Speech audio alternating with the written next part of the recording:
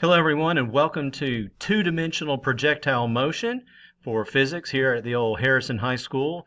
So trying to get you Hoyas ready to catch that perfect pass, to kick that perfect ball, to throw that perfect fly from the outfield to catch him at home plate, because basically you are dealing with projectiles. And it's always amazing when you watch somebody throw that perfect pass and it lands right into that receiver's hands, or that soccer player is able just to get that perfect kick to land right in the net, right where he wants it to. Those are all projectiles. And so what we're going to focus on today is that whole idea about projectile motion and the things that influence this type of motion. So we'll go old school here, something that nobody really has access to. We'll talk about a cannon. And a cannon shooting a cannonball. And if you look at this diagram here, it's no wonder that you see a path or a trajectory that looks the way that it does. You would not expect a cannonball that once fired to go straight out, and you wouldn't expect a cannonball to just drop straight down. You would expect it to move in two dimensions. Well, those two dimensions are what we consider to be a vertical dimension, a dimension that changes vertically, as well as a horizontal dimension. And we say that this projectile, this cannonball, has two components of motion: horizontal motion and vertical motion. And that's why we call this two-dimensional motion, because there are two dimensions, vertical and horizontal motion, being represented in some of the examples that we're going to talk about here. So just to clarify a couple of things, a projectile is any object that's either thrown or launched whose motion is influenced by gravity. Now, during this unit, we are going to ignore one of the other variables that commonly influences projectiles, and that would be resistance, such as air resistance more than anything else. We're basically going to focus on the fact that once an object is launched or thrown, the only thing that's influencing its motion is the effect of gravity. And one of the things that we are establishing, or that we're going to all just kind of agree on, is that gravity is going to be have a downward effect on the projectiles. So when something is thrown or launched upward, it's going to have a downward effect acting on it. And when something is released from a state of rest, it will still have a downward type of motion. So gravity is the cause of that downward motion, but for discussion's sake and for this unit, we're going to ignore anything that would influence the horizontal motion of a projectile. So if you look at this picture of the cannonball, you can basically get an idea that if you did not have gravity, you could have a pure horizontal path. So here you see a path. If there was no effect of gravity, you would definitely see the idea of this whole cannonball not being downwardly moving at all. But if you had no horizontal motion, you would see just pure gravitational effects. And that's what you see here. So why do we get this curved path, sometimes called a parabolic path? Why do we have this? Because in a real-world scenario, this object has two dimensions of motion. It has horizontal motion. Notice that the space between each 1 second interval is not changing. So we look here and we look here. That space horizontally is the same as this space horizontally. However, vertically, we see that the vertical space is changing. So there is a vertical acceleration because of the influence of gravity. So one of the things that we want to try to fundamentally establish in this unit is that when an object is launched, when a projectile is launched, there will be no change in its horizontal motion. However, there will be a change in its vertical motion, and neither one of these motions affect each other. So just because its motion is changing vertically will not influence its horizontal motion. That's what we mean by they're independent of each other. So if you launch a projectile and gravity is acting on it, gravity will influence the vertical motion and cause it to change, but the horizontal motion will not change. It will remain constant throughout the whole entire trajectory of the object.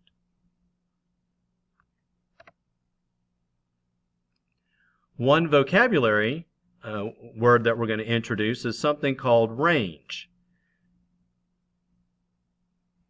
So if we were to launch this cannonball, this would be its initial position, and the cannonball is going to land a certain distance away horizontally.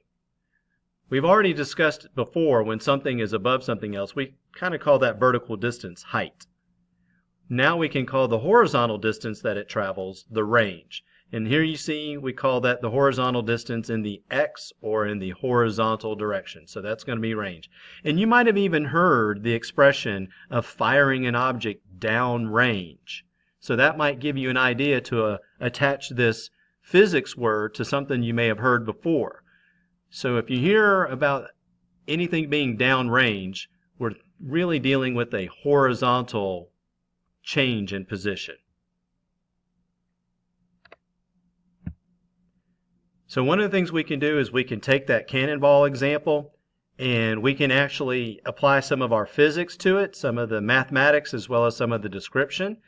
And so let's go ahead and work a sample situation here. So if we have a cannonball that's being launched exactly horizontally, so when that cannonball is fired, initially the vertical velocity, so we're going to say the initial vertical velocity here is going to be 0.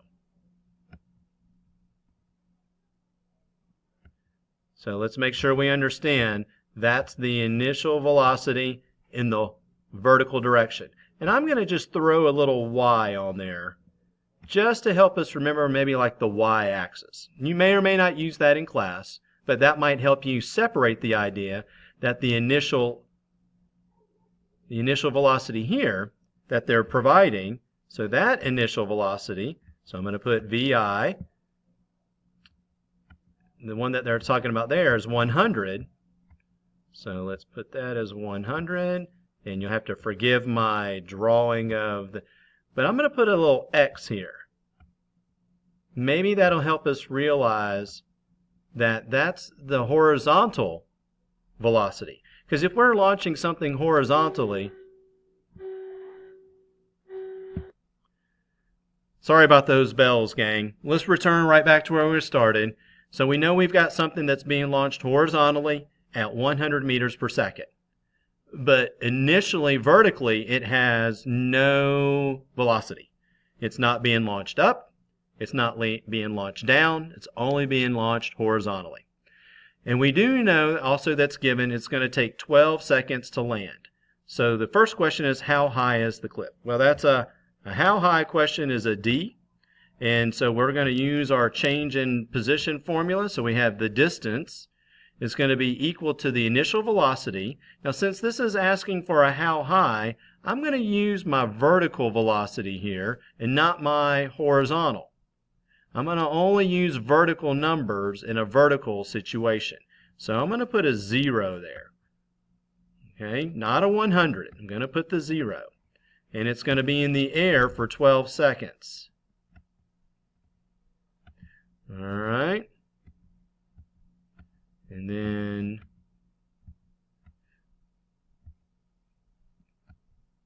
we know that gravity is what's acting on it.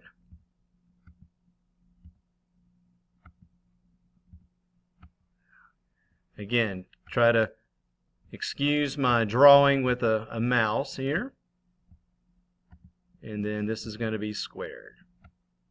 All right. So let me just backtrack for a second. Why is there a 0 here? The 0 is there because we want to know how high the cliff is. How high a cliff is a vertical distance. So I know I've got two initial velocities to choose from, but I'm going to choose the one that's the vertical velocity initially, not the horizontal velocity. So that's why we have the 0 there. The 12 hopefully makes sense. That's the amount of time that it's going to take to hit the ground. The -10 hopefully makes sense because as it's falling, it's being influenced by gravity vertically. So then we would just solve And so once I do all the math, I'll get an answer of 720 meters. So basically that's how far down vertically the cannonball fell. And if I were standing on the ground, then I would say that that's how high the cliff is. So when it comes to, do I make this negative or do I make this positive, mathematically you're going to get a negative answer because you're going to have that negative right there. So the cannonball is 720 meters below where it started. And if I were to ask you how high the cliff was and you said a positive 720, you're fine. I wouldn't worry about it. Now let's look at how fast it's going when it does hit the ground. So we want to know its final velocity, and this is another vertical situation. How fast is it going? Just can't seem to escape those bells. Anyway, here we go. So we're asking for a vertical velocity. So the initial velocity in the vertical direction is 0. Plus, and then we have our acceleration, which is our negative 10. That's the acceleration due to gravity.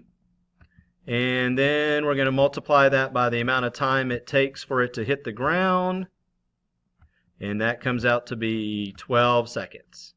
So that one's pretty simple. When it hits the ground, it's going negative 120 meters per second when it lands. Oh boy, that's... Okay. So why negative? Well, the negative should tell us that it's still going in the downward direction when it's landing. So hopefully that makes sense. All right, question number 3. What's the horizontal velocity when the cannonball lands on the ground? I love calculating the horizontal velocity. You know why? Because you don't have to calculate it. The horizontal velocity when it lands on the ground is the same as when it was fired. The horizontal velocity does not change for a projectile. Why does it not change? Because there's nothing acting on it to make it change. So the initial horizontal velocity, which was provided, is the horizontal velocity at every second that it's falling towards the ground. And then finally, what is the range of the cannonball? Well, the range is basically how far did it go.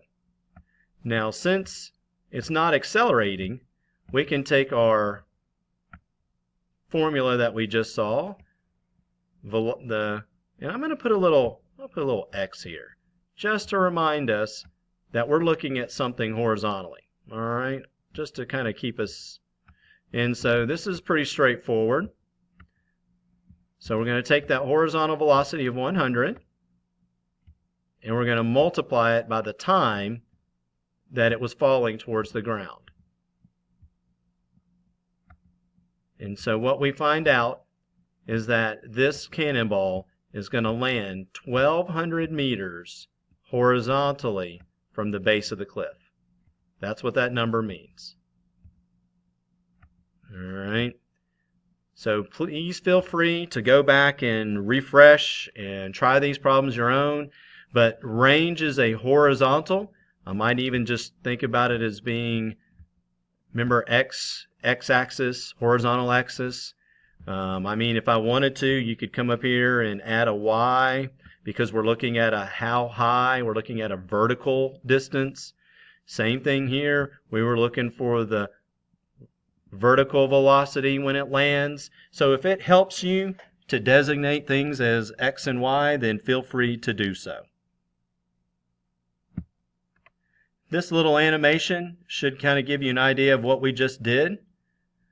You can kind of see as the cannonball is fired, the horizontal arrow.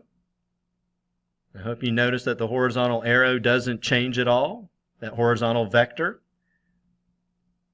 The vertical vector, the vertical arrow, grows because it's gaining velocity all the way down. Notice the Vx never changes. And notice that the Vy always changes by 10. Thank you very much.